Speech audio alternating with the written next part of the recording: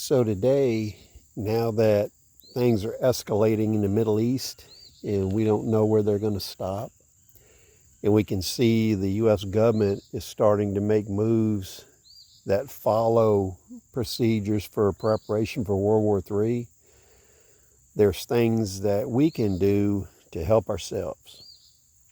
So throughout all the videos I've made, I've taken information from opposition groups, our enemies, our forces, civilian sources, and historical sources. And I've used that to put together a body of videos that has a lot of how-to information. Now, today I'm going to take something from the right-wing militia. Now, I don't agree with them and I don't support them, but we can use their methodologies and some of their information just like we use the information from the Viet Cong, the Russian army, etc. So what you can do to prepare for the things that are coming, the cold winter and shortages of materials, items, food, equipment, is you can implement a 5-10 program. Now the 5-10 program, the use of it really came out of the right-wing militia. And for our purposes, what we're looking at is two avenues of approach. The 5-10 program is getting enough supplies and materials where you can equip either 5 people or 10 people. And it depends on your resources, your capabilities, and the likelihood you're going to need to have people to help you. So from our standpoint, we're looking at a long, dark, cold winter. We're looking at war, and we're looking at going into a wartime economy. You know, a long time ago, I did a video talking about World War III, and what would happen is production would be limited primarily to government use. So with all of the false information given out this week by gun channels about gun companies and ammo companies withholding inventory to raise prices, now that we've seen an export ban for 90 days of the same materials, it's pretty evident that if you take that all together and you look at where production is limited and where exported material is limited, what we have is the government and the military sucking up all the resources they can in preparation for what they see coming. So moving forward, you're going to have a shortage of ammunition, any type of military surplus, whether it's web gear, backpacks, sleeping bags, any of that kind of stuff. And what you're going to want to do is implement a 5-10 program, because you're going to need people to get through this. You're going to have people show up with nothing. You're going to have people that will work with you as labor. Things in the economy in the war may get so bad that people group together and work together for room and board. So when we're looking at that, our 5-10 program goes in two directions. One direction is protective efforts. So that would be equipping people to do guard duty, patrolling, and defending your homestead, city block, whatever it is. So when we look at the 5-10 program, if you're looking at it from a guard and security aspects, you don't need the most modern and best stuff. Use what you can get. So you may have spare hunting rifles, spare surplus weapons. So from a 5-10 standpoint, to do guard duty, you don't need 10,000 rounds of ammo. If you have a rifle and 100 rounds, you can have somebody do guard duty with that in nighttime security.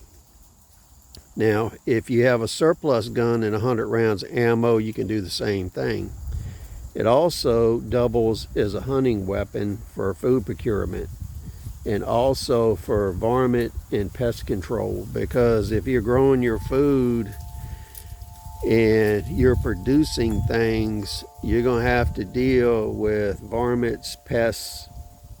So one of the main things I do on the farm is controlling pests and cutting grass, and they kind of go hand in hand. So in your 510 program, your first consideration is security. So you want to have enough implements and support equipment so you can have 5 people equipped to pull security. So that means you need 5 guns, and that can be shotguns, bolt action rifles, hunting shotguns, plus 100 rounds each minimum. And when we're thinking about this, we're going to use incrementalism. You don't have to go buy and get everything at one time. You can add as you can financially support adding. It's just like when I go to the grocery store, I buy an extra $10 worth of canned goods every time I go to the grocery store, and I put them in my stockpile. You can do the same thing. You can do the same thing with ammo. If you can buy 1 box a month or 1 box a week, buy it, because over time it'll add up. So as far as how we carry our weapons and body armor or anything like that, any surplus material you can get is better than nothing. So with hunting rifles, you don't have the magazines like you'd have with AR-15s, AKs, M1 carbines, things like that. You're either going to have loose ammo or you're going to have stripper clips. So regular hunting shell belts can be used for that. So you can actually equip somebody for guard duty with a shotgun, a rifle, and an ammunition belt. So you could have 5 people on guard duty at night with a couple shotguns, a couple rifles, and $100 worth of ammo belts, plus the ammunition. Now, another way to look at the 510 program is you're going to need people to help you do things.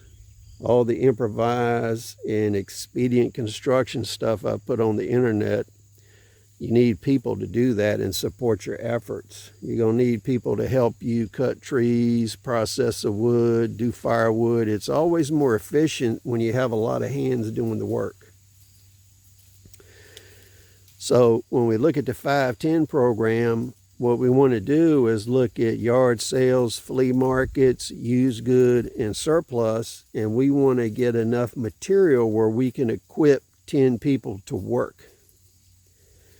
So whether that's used hand tools, shovels, rakes, picks, saws, axes, hatchets, any type of work implements, you can get them really cheap at yard sales. You can get them really cheap at estate sales. I've bought 7, 8 outdoor tools at a time for $10 at yard sales and auctions. People don't want them.